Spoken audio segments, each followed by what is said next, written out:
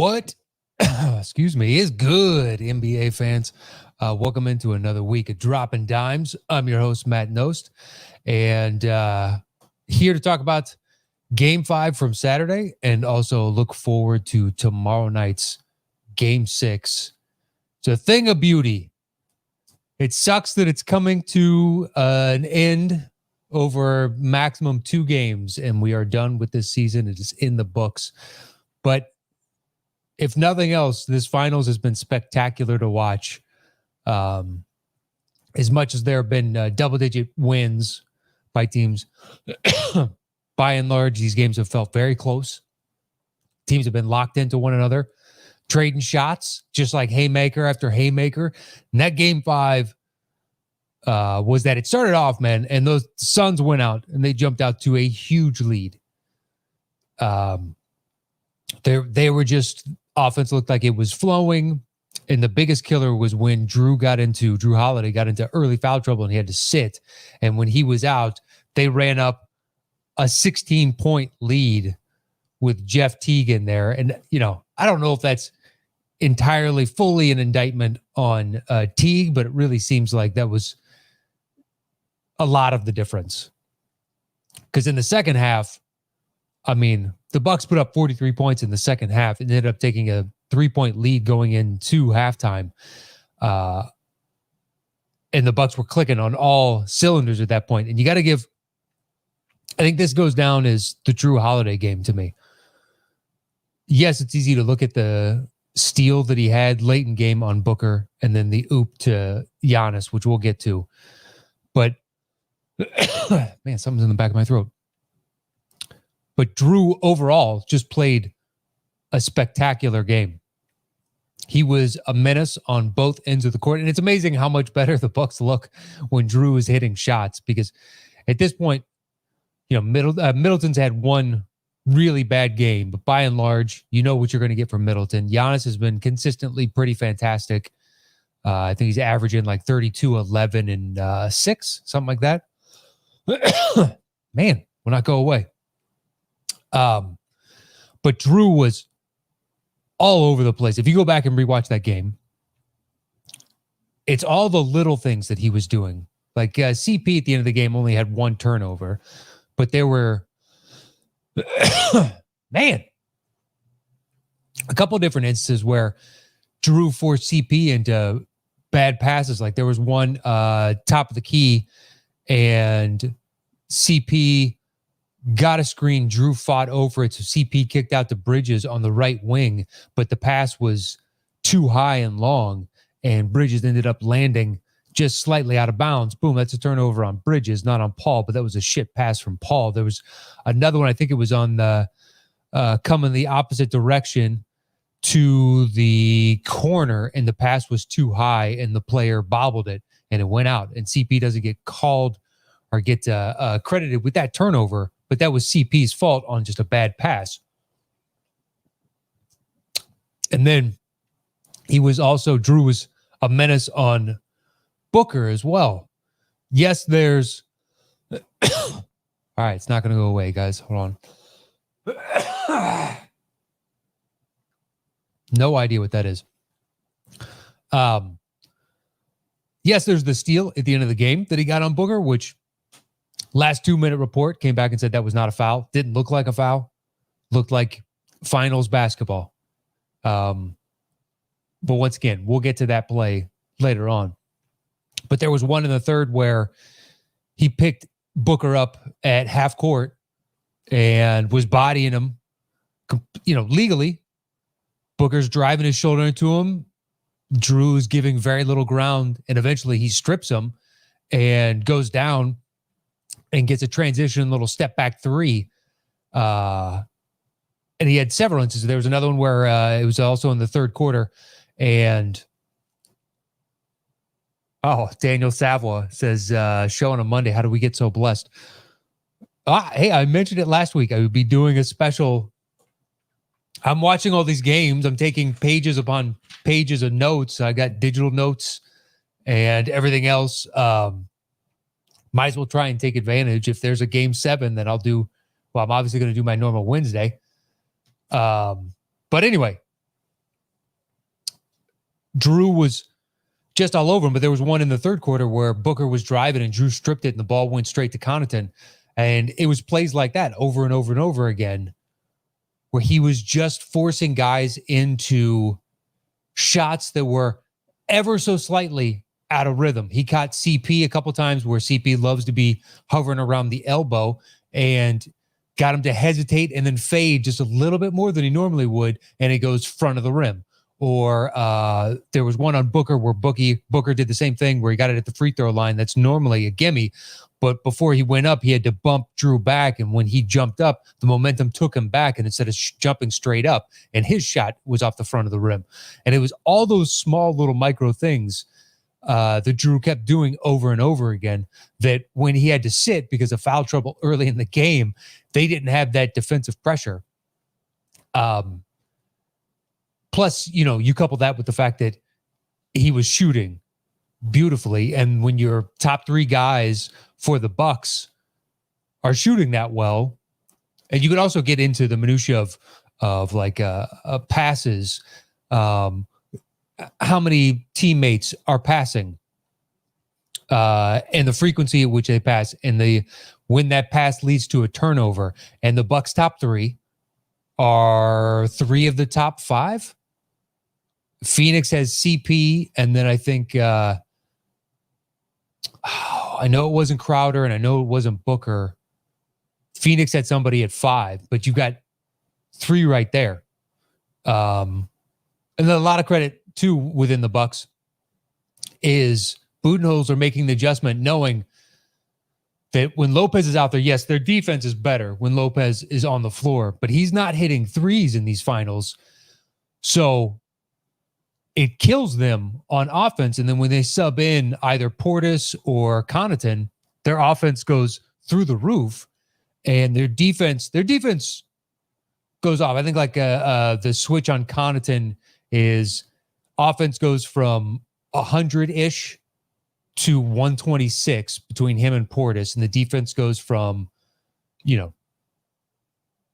roughly 100-ish to like $110. It's like, well, there's a 15-point swing in the difference of the offensive output that Pat's going to give you, and also Portis. Now, for the first time, I believe in this finals, the Suns won points in the paint. That's one of the things that they can, hang their hat on. They also had fewer turnovers. Technically, if you take Giannis out of the mix, the free throw game was relatively even. It wasn't a massive discrepancy. Suns shot 11 overall. Book went 5 of 6, and Aiden went 5 for 5, or it was Aiden went 6 for 6, and Book went 4 or 5, or 5 of 6 rather, something like that. And then Giannis went 4 for 11. But the Suns' game plan has been, if Giannis gets it in low, we're murdering him. I just love that, Monty complaining after the last game, be like, when one guy shoots more than our entire team. But the Bucks don't have a policy of, if so-and-so gets it, murder him. That's here's your difference, Monty. You have a team philosophy of, we're sending this guy to the line is as much as tolerable, or as much as is tolerable. So there's your difference. But yeah, if you take the hack of Giannis strategy out of it, free throws were relatively even. 3-point shooting, technically the Suns shot much better from 3 overall, but they took fewer threes total. So a lot of things did favor the Suns. And if you watch the game, I mean, it was pendulum swing massive one way and serve was held, and then pendulum swing back the other way and serve was held until the end when the Suns climbed back into it. And they rightly took advantage of the Bucks' biggest glaring weakness is the fact that they can get into a half-court set and the Bucks' offense will just completely stagnate. And it turns into, Middleton, we need you to bail us out. We need you to just put up heroic shot after heroic shot. Now he's hitting them. And on the flip side, you could say the Suns, they were just watching Booker, and they were. I mean, like, if you look at CP stats, that 21 points seems hollow to me. If you watch the game, he was not a factor in that game. It was all Booker. I mean, he shot 33 times, for Christ's sakes. And he was incredibly hot, especially like in the third quarter. Him and Middleton are just going back and forth and into the fourth. I remember Booker came down and hit a huge three, and then Middleton came down and he hit a huge three, and they're just trading bucket after bucket. And the Suns offense did, basically devolve into, Devin, we need you to do everything. It turned into almost like Utah, where it's Donovan Mitchell. We need you to play make and to drive and to create some sort of flow in this offense. And the weird thing is, the Suns pass the ball really well. I mean, they have 3 separate possessions, I believe it is, according to Second Spectrum, where they have passed the ball 11 times and it's landed as, a bucket eventually. That they can find that weakness in the defense. And when they do that, Milwaukee is sent scrambling all over the court. And eventually that defense, which is long and difficult and an interior presence down in the paint, you can find the chink in the armor and eventually get that bucket in there. But if you're just going to devolve into get it to Booker and watch him cook and everybody else just stand around, well, if Booker shoots, shot roughly around 50%, if he shoots down, say 42%, you guys are getting creamed by double digits and not even a close 10 or 12. It's going to be 16 to 20. Yeah, it's so strange. Those first 2 games, guys on the Suns didn't seem to be shrinking from the moment. And now that Milwaukee has seized control of the series, it's been a relative disappearing act from a lot of the secondary individuals on the team. Booker's the only one that seems to be willing to show up and to take these shots. So Ishmael in the chat says, that game 5, I really think the Suns can tie it, but their inexperience may cost them the championship. Perhaps. I mean, anything is possible at this point. I'm sure everybody listening to this and watching the games favors the Bucks in tomorrow night's game. And why wouldn't you? Milwaukee's a difficult place to play in. But the Suns can't, if they, had they maintained after they got that hot start and just continued to move the ball around, once again, they won points in the paint. I think they had 2 extra points in the paint, which they still lost the rebounding battle, and they lost the offensive rebounding battle by 3 boards. And they're more than likely always going to lose, at least the current construct of this lineup, putbacks once you get in that close. But to give yourselves more opportunities at the Rock on the offensive end would be huge. At the very least, tie the offensive rebound possessions. And only one was really a killer, which is that back tap. But, let's get to that sequence late, because as some people are pointing out, Drew and the staff were all seemingly hesitant to shoot the shot there, knowing that they're going to get fouled and they're going to get free throws. And Giannis was running up, and what I've heard is Giannis was yelling for the ball, and the thought process was, our half-court offense has been mediocre tonight. So if we can get an easy bucket right now and there's going to be a foul, then we can seal this game and put us up 4. And that lob was... I'm watching with headphones on because my wife is sitting behind me watching TV on the couch. And all of a sudden she just sees my hands go up in a touchdown signal because I was so just blown away. I mean, the pure excitement of seeing an amazing play like that. And yes, I am, full disclosure, pulling for the Bucks, but it's not like I'm 100% for the Bucks and 0% for the Suns. If the Suns won, I'm happy for the Suns and it's a fun team. various factors motivating me for wanting the Bucks. They've been on the precipice for longer. They put all their chips into this team. It would be a boon for small markets, and also small markets retaining their marquee stars. Because if this, Dame's got to be looking at this going, well, look at all the moves that Milwaukee made to surround Giannis. Like, they went out and they gave up every pick they had to get Drew.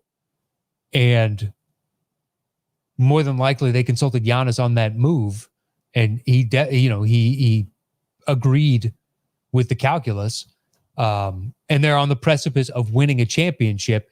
And any small market individual, any superstar in a small market is looking at that going, there is chance. I don't have to go to one of the glamour destinations. That's why I'm pulling for Milwaukee, so that the Zions of the world, who are already grumbling, are going to go, you know what? Maybe I need to give this more of a chance. Perhaps I don't need to go to X, Y, or Z.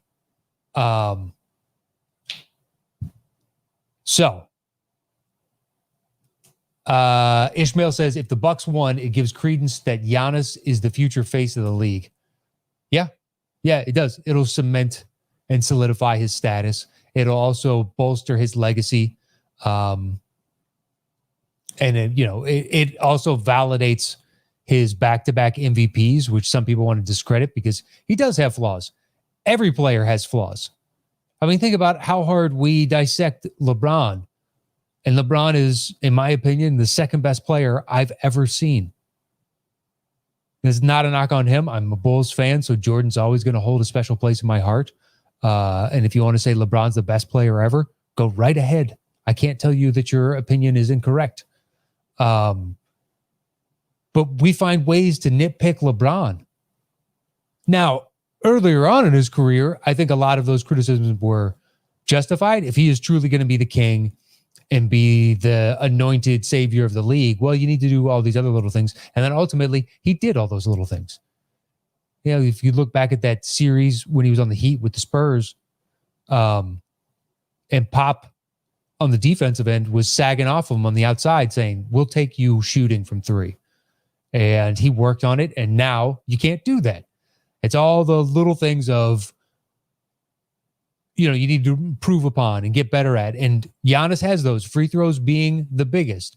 His shot as a whole is been a work in progress, but it's gotten better and better and better. Now those little, those Dirk-esque fadeaway where he does it, from within 10, 12 feet of the hoop. I like those. They look in rhythm. Even when they don't fall, it's like, that's a good shot because it's fluid. It doesn't look disjointed like your formerly Charles Barkley swinging a golf club. Although he's fixed his swing. It was all about the yips, baby. So, yeah, I do think it would. Plus, there's going to come a time in the not too distant future when all these marquee names are gone. So you need to elevate up. And that could be part of the reason why Booker's getting super duper star treatment. Because once again, that foul late on Middleton, the last 2-minute report said, yes, that was a foul. Of course, that was a foul. It wasn't as egregious as the should have fouled out for his 6th foul when he draped himself all over him. But you need these guys to carry the league. You need the general public as a whole to form some sort of attachment to them so that once your LeBrons, KDs, Stephs, etc. retire, the league has a wealth of talent around it. And I think a championship would solidify Giannis as one of those guys. Plus, he's got the right personality. He's a likable dude. Great story, so on and so forth. So Daniel Savoy is recommending Kanye's Father Stretch My Hand song after the show, of course.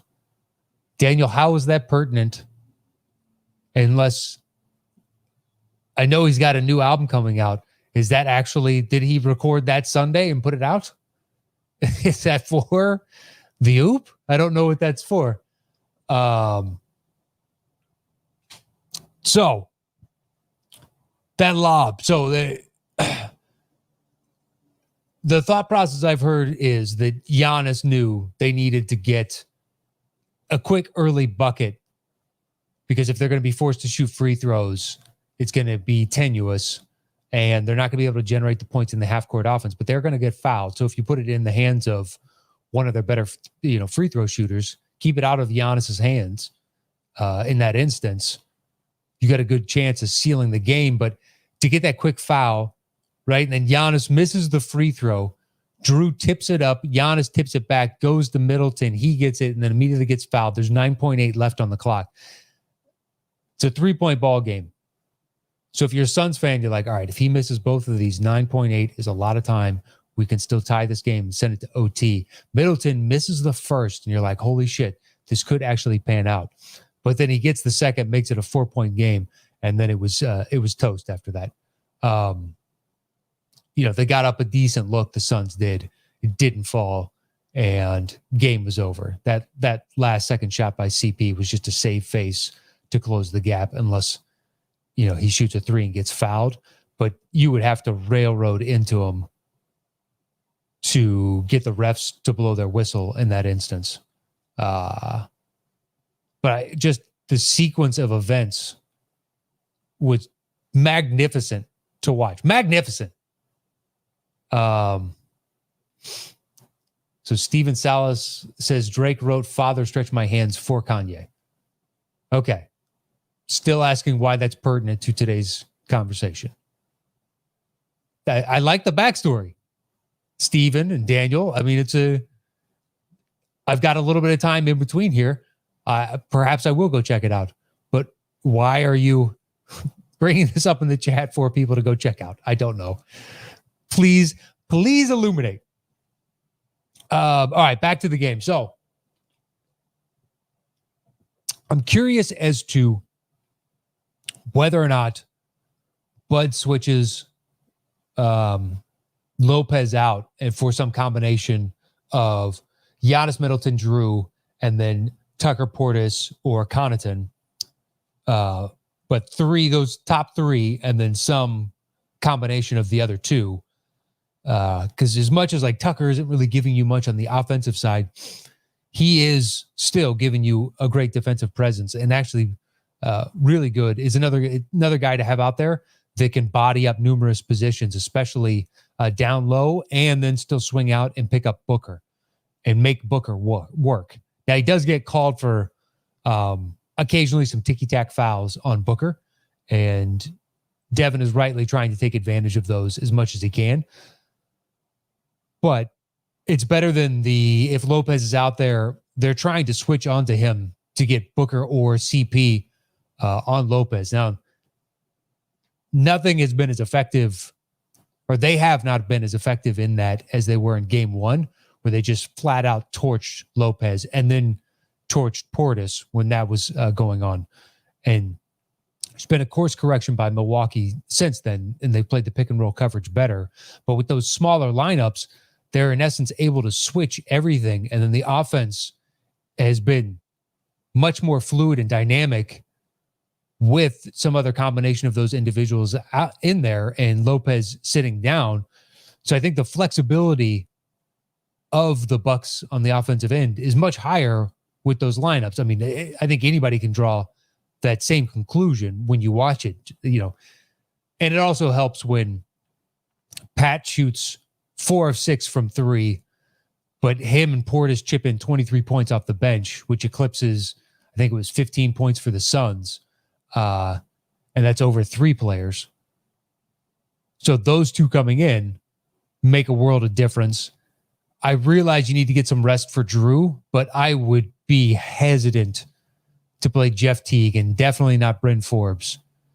So I think you limit your rotation even more and you just go to point Giannis if you need Drew to sit and have Giannis and Middleton do the bulk of the ball handling duties coming up. I would like to see more pick and roll action between Giannis and Middleton and just make it a pick your poison type of situation. But I love that Giannis is willing to swallow his pride and just like, you know what? You need me to set picks? I'll set picks. Whatever this team needs me to do to win, I am happy to do. And he does it game in, game out. And by the end of the game, you look at the stats and you're like, once again, poured it straight in across the board too. And another interesting thing is within the defensive metric stats, like just on the whole, like steals and blocks and whatnot, the Suns won those two statistical categories in the last game. But if you watched it, really felt like Milwaukee brought all the defensive intensity in big chunks of the game, just clogging up all passing lanes. Their arms were so long and nullifying the effectiveness of the rest of the team, so much so that once again, Booker felt like he was the only option and had to shoot 33 times. And as much as I don't feel like that's ever the answer, I don't know that the Suns had another bullet in the chamber in that last game. So, I mean, what do they need to do? I think they need to continue forcing the issue down in the paint. I mean, by and large, it was Booker and Ayton, and those are the only guys getting down within like 4 to 6 feet of the rim. But, well, and then the campaign layups that he always gets when he subs in. Daniel Savla says, apologies for bringing it up. No worries, man. I just didn't know if it was pertinent to the conversation. Like it was apropos somehow. No need to apologize. Anyway, so he asked, can Booker keep his head now that the momentum has swung towards the Bucks? I don't know that it's Booker that I'm concerned with. I'm concerned with CP3. The last Wednesday, the discussion was, can Booker win the MVP? And the narrative was so strong for CP, change the complexity or the complexion rather of the team. They are much different. He gives them an identity. Look at the growth and the maturation. He's done this now, and every stop he goes there and the team gets dramatically better. And here is the best evidence of this. And the narrative was building. And now we've just had several bad games from Paul. And I'd be curious, if you were able to sit down with him and just say point blank, like what, and he was to give you an honest answer. Why does he feel like he's played so un-Chris Paul-like in the last handful of games? Because if they lose and he has another mediocre game again, I'm not sure that nickname is ever going to stick with future generations. We may still call him that because we've always known him as point guard, but I don't know through the history of time, through the lens of history, that people will look back and agree with that assessment. Because the knock will be, well, he never led his team to a championship, and hypothetically, he only got to one finals. So I'm not concerned with Booker, but I am concerned with CP3 because throughout the playoffs up until this series, he played like CP3. And then in this one, outside of, the early part of, but the last 3 games, he's looked everywhere, anything from terrible to average. And for the guy that's supposed to be this, your second star, technically, but, he's the one that got voted into the All-Star game and Booker was a replacement. He was in the MVP discussion. He's in all the premier award, discussions because of what he's meant to this team. And to no-show on 3 straight games, I don't want to say no-show, because if you look at the stats, he shot an efficient game last night. He had 21 points, but they're 21 of the most hollow points of all time. In no moment in Game 5 did I feel like CP3 was really owning it and controlling the pace.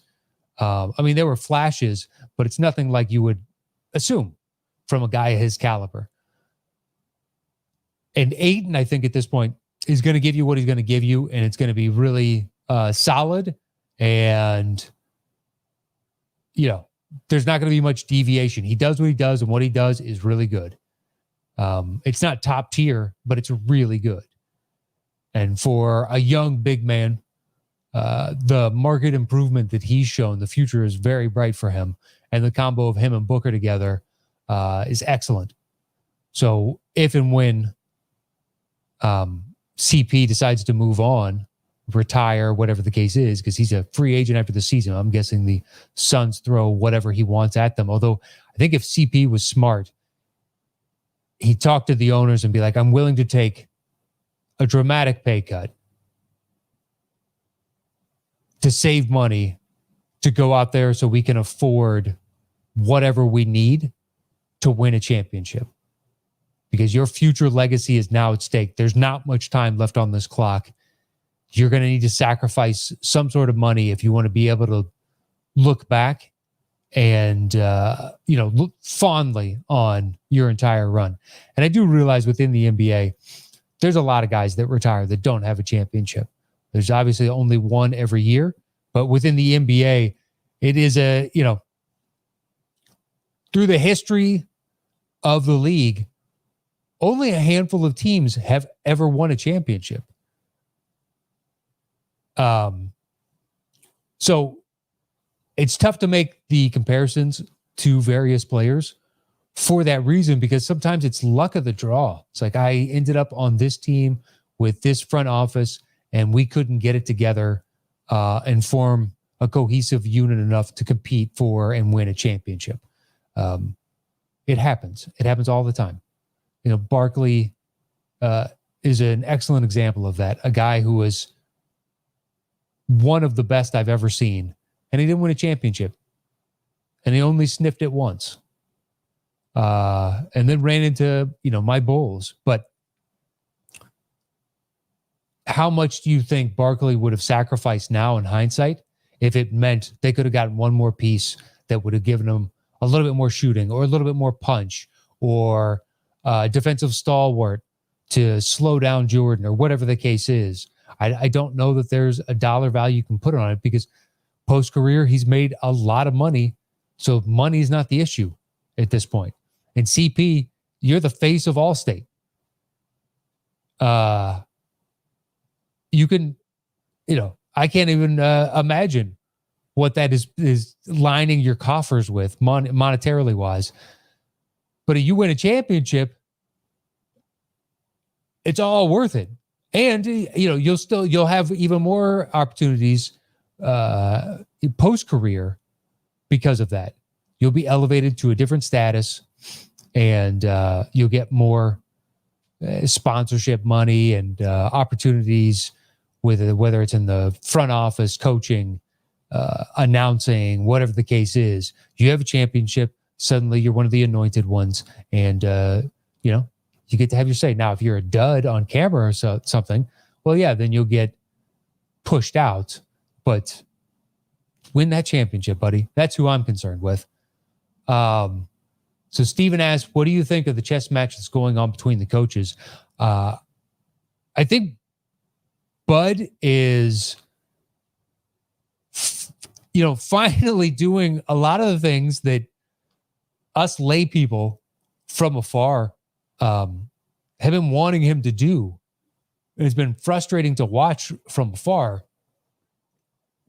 But my biggest qualm, I think most people's, is up until this, playoff run, he was intent on playing Giannis and Middleton regular season minutes. And you're like, this is not a time to save a guy and play him 32 minutes. There's nothing to save him for. What you did that for the entirety of the season is to save gas in the tank so that he's good to go now. Like Middleton played almost 45 minutes in that last game. And guess what? They needed all 45 of them from him. Giannis played like 40 or 41 and needed it. And he looked lethargic to open the game. He was walking a lot. He's done that a few times. It's strange to see for a guy that's in as good a, peak physical condition that he's in. But I like that Bud has wisely really reduced his rotations and said, I'm going to ride the guys that got us here as much as we possibly can. And the next game, I think you do it again and be like, guys, leave it all out on the floor. You know just as well as I do that you don't get many bites at this apple. So would you rather be tired in the morning knowing that you put every ounce of effort that you could into it? Or would you like to play 36 minutes and we sit you for 12 and we get a loss? I just, as a non-Bucks fan, it was frustrating to watch year in, year out since Bud's been there in the playoffs. I get it during the regular season, especially when, you're leading the league. You have the runaway best record. Your point differential is historic, and you're getting it when guys, are playing 30 minutes a night. It's like, yeah, sure, rest. You don't need it. Your dudes are up. But in the playoffs, man, you just got to do that. Plus, I do like the fact that he is willing to now understand when certain lineups aren't working, and primarily, like I brought up earlier, the Lopez thing, and switching to a small ball lineup and shift Giannis to the 5, or if Tucker's in there, have Tucker play the 5, put Giannis on whoever the least threatening 3 or 4 position is, and then have him be help defender and just clog up the paint, be there for chase down blocks, etc. But I do like that. I like the shift to the small ball lineups. And for the Monty side, I mean, it's hard not to like the clips you see of him when he's talking to his team. He seems to know all the right things to say. I mean, he's a walking fucking motivational poster. But he says things that could seem cliched, but have a genuine aspirational feel to them. And you can tell that his team buys into it. I will be intrigued because when I'm watching these games, I'm like, oh man, when Saric goes down and he put Kaminsky in, I thought that was a mistake. But you kind of need to do it to see what is what. But I think I would go to a small lineup and have some variation of, Cam Johnson or Cam Payne in there and just get more shooting on the floor and make up for, yes, we're going to lose on the rebounding end, but at the same time, perhaps we can outshoot them. And that's the weird thing. They didn't even attempt that many threes in the last game, at least by modern NBA standards. So hold on, I got their totals. Yeah, they went 13 of 19 from 3 in the last game. 19. And the Bucks didn't shoot a heaping ton. They went 14 of 28. Considering if you watch the Utah Jazz, they'll shoot 50, 45 pretty routinely. But I would imagine, through the playoffs, the averages are probably in the mid to upper 30s for teams as a whole. So to only shoot 19, to me, I think I would stress that with my guys, because that is somewhere that the Suns do have an advantage. They've got more guys that I trust to shoot from 3. So why not take advantage of that? And I think I would talk to Booker because he doesn't, it's not like he's Luka where he's dribbling the ball for, 18 seconds of the 24 on the shot clock and then deciding to do something. But he doesn't pass all that much. By frequency of his usage rate to pass is low compared to, say, the Bucks. Their top 3 on the Bucks pass the ball frequently and willingly. and they're trying to find something that's a better available shot overall. And you have that in CP. Of the guys that pass the ball the most by percentage, the Bucks have it's either 4 out of the top 5 or 3 out of the top 5, but CP is the only one with the ball in his hands heavily on the Suns that cracks that. I think he's 3rd. But Middleton and Drew and Giannis, I think Giannis is 6th or something like that, and it's still a high percentage. And Booker, you have to get down to 8 or 9, maybe 10 on the total number of players out here. And I think Giannis passes like 50% of the time when he gets the ball, and it's just the ball is moving.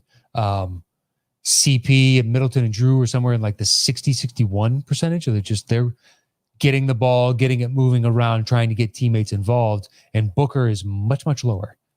So he's holding on to the ball. It's kind of hard to fault him, though, when you watch a game like the last one where the team was just standing around watching him do what he's doing and keep passing the ball back to him and just being stagnant around the perimeter and the movement, cutting, back picks. But I think if I was Monty, I would try and get my guys to go back to shooting threes, because that is somewhere that you have an advantage. You have more shooters that I personally trust when I watch these games, even if the shot is off. I'd like outside of, 1 or 2 guys on the Suns, I usually think it's a quality look from 3. I mean, Ayton doesn't shoot him from out there, and that's wise. I don't know how good a shooter he is from 3. I'd have to look up those stats. I don't know it off the top of my head. But there we go. Jake Cleveland asks, does it seem like CP3 is really showing fatigue? Perhaps it's fatigue. Perhaps it's a combination of, it's an aggregate of all the injuries that he's accumulated over the course of the playoffs. It's kind of impressive that CP is still churning along, because usually he's out at this point. But between the shoulder and then the wrist, he seemed to be, I think he was favoring the wrist a little bit in that last game. And I know it was wrapped. But he's prone to injury. I think the fatigue, to some degree, is coming from the intensity of Holiday. Holiday is just all over him, making him work for every basket that he gets whenever he switched on to him. That's why when he had to sit in that last game, I mean, that was just a huge blow to the Bucks. So Ishmael says, what are your thoughts about the low ratings for the finals? For me, it's honestly one of the best since 2016. I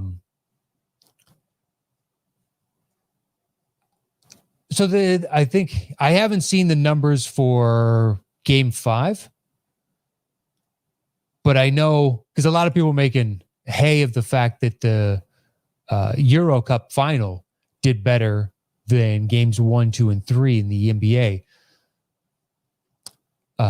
which is huge for soccer in this country, football for the rest of the world, but soccer in this country, to know that but I mean, that happens. World Cup is huge. I know more people that I suddenly start watching games during the World Cup. Euro, I was doing family stuff all day. Otherwise, I would have been glued. That was one of the best sports days in the history of mankind. You had Game 3 that night. You had the Euro. You had the U.S. Open? You had there was like 5 or 6 huge sporting events in a 24-hour period. It was nonstop. I think the ratings are a function of the fact that the viewing experience has been so diluted. There's so many things vying for people's attention that it's hard to compare ratings numbers now to 10 years ago, 15 years ago. Just because then you had, say you go back 15 years, there was no streaming anything on internet or phones, nada. So it was all cable and television. Those were your only opportunities to watch anything. So it's just easier to get eyeballs. And then if you go back further, you want to say, 90s or even 80s and before, it's like, well, you had the big three networks here in this country. I think going forward, it's hard to say specifically that you can only look at that rating number because, as advertisers pay for space on this, on the jerseys, on the court, and everything else, you need to think of it in the context of social media as well. Like no sport gets shared more on social media than the NBA, I believe. But I'm pretty sure it trumps everything else. More clips, more discussion. It has the largest Reddit fan base, or at least the subreddit for our NBA is the largest of American sports for sure. I'm not entirely sure about, if FIFA or if Premier League or whatever else has a higher, but I know for American sports, it's far and away NBA. And I think for a modern generations going forward, the fact that you can condense just small clips and you can get a sense of the energy and whatnot, and it gets shared across, you're still getting those eyeballs. Then those rating numbers, that's for domestic.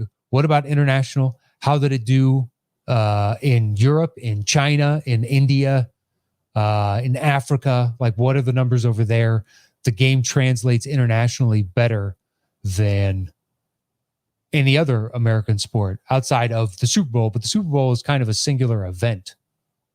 Like it's the Super Bowl because it's the Super Bowl, I think, on some level to an international crowd, because the regular season and playoffs, as far as I know, don't get much traction outside of, the States.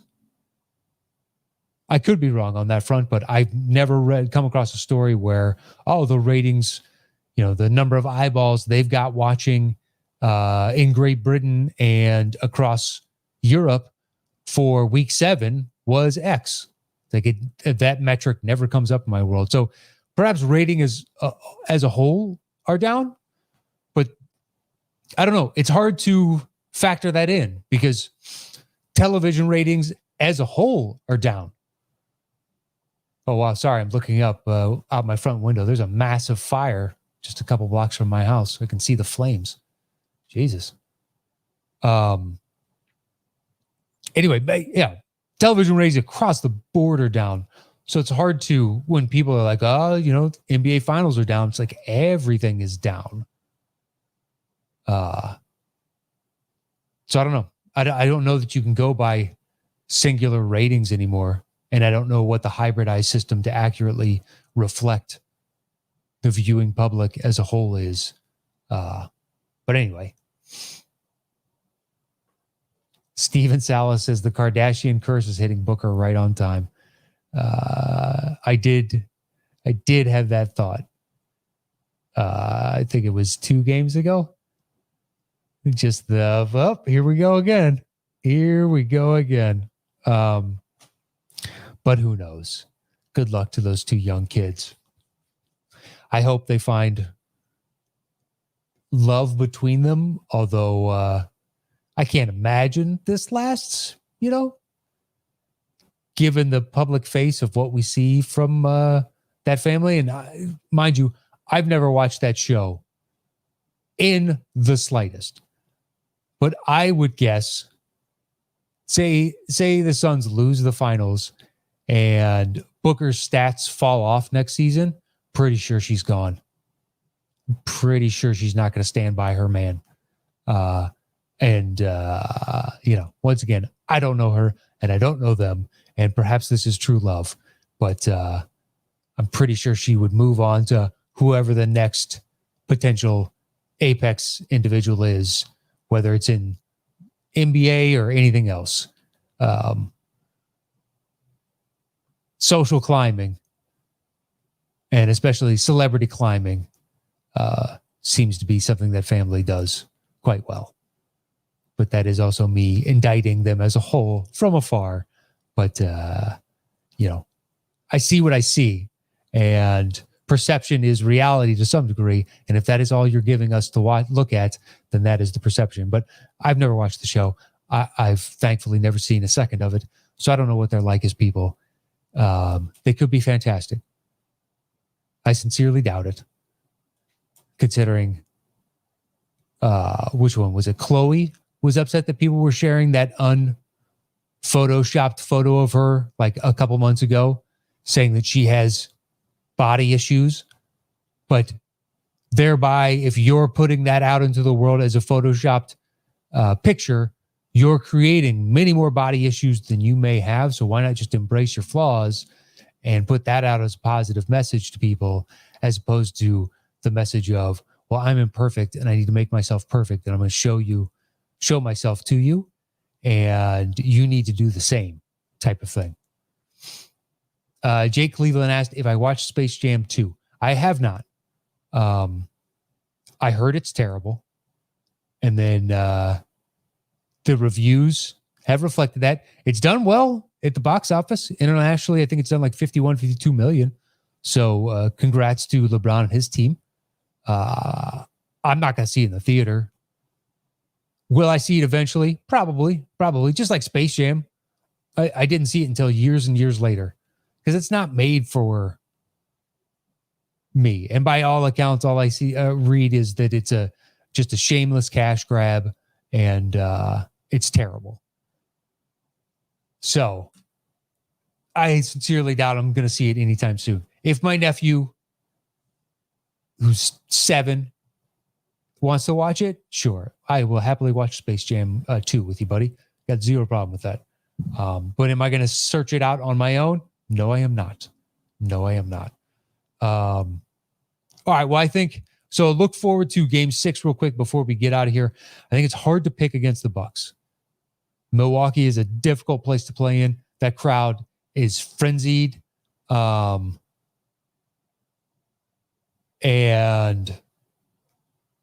really over the top. And for anyone curious, looks like they put out that fire. I see white smoke, which indicates that they got water on the fire.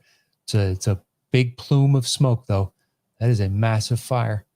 And that is in a residential neighborhood. So that is a house that was on fire, and that was a big fire. Hope everyone's okay. I think if the Suns are willing to pass the ball around and get more shots up from 3, then I think they've got a real shot at winning this game and bringing it back to Phoenix. But the momentum is strong for the Bucks. If they come out and they play mildly lethargic like they did in the first quarter of Game 5, then the Bucks are in for one, because the Suns are going to be playing like a cornered animal, and just lashing out and bringing the intensity. So you need to, if you're the Bucks, stomp that out early, because then the overall momentum of what's happening, I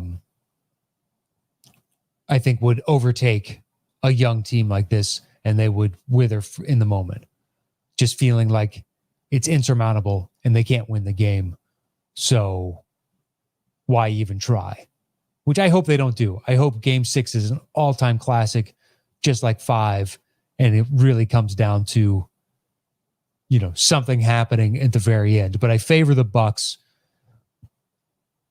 just because I think they have, at this point, a bunch of distinct advantages. And if Phoenix is willing to devolve into, let's just watch Booker do whatever in the world Booker wants to do, then I think the Suns are in for a long game. So CP3 needs to show up. Crowder needs to be willing to shoot from 3. So does Mikal Bridges, and make them pay for having Lopez in there. And then when they bring in that small lineup, feed the ball into Ayton down low, try and get Giannis into some sort of foul trouble, to where now you need to get him into a situation where he's on the bench. And there we go. I favor the Bucks. I think the Bucks take it, and they win their first championship since 1971, was it? And and I'll be happy for the Bucks. But if the Suns win it, I am just as happy, because that means we get a Game 7, and there's nothing in the world better than an NBA Finals Game 7, in my opinion. So I'm looking forward to it. So thanks to everybody that joined me in the chat. I will see you guys on Wednesday for our regularly scheduled Dropping Dimes. We're going live at noon as per usual. And will it be a season-ending recap, or will it be a look forward to a Game 7? I don't know. But I can't wait to find out what that is. So you can follow me anywhere at Matt Knost. If you'd like to watch live, you can head to youtube.com/Matt Knost, and it goes up there, and you can join me in the chat. I'll see you guys on Wednesday for another edition of Dropping Dimes. Until then, stay safe out there. Stay 6 feet apart. Get the vaccine if you can. Please get the vaccine if you can. Wear your masks in public. Delta variant is running roughshod through certain communities, and we're almost through this. I'm vaccinated, and I still wear my mask. Went and saw Black Widow. I was one of 3 people in the theater that wore his mask, because I'm fucking gonna wear my mask until we get through this. I realize it's overly precautious. But that being said, I have some people in my life that can't get the vaccine. Just like, well, I will do these extra inconvenient things to keep you extra safeguarded. Anyway, that is it. I'll see you guys on Wednesday. Until then, have a good, rest of your Monday and Tuesday. Adios.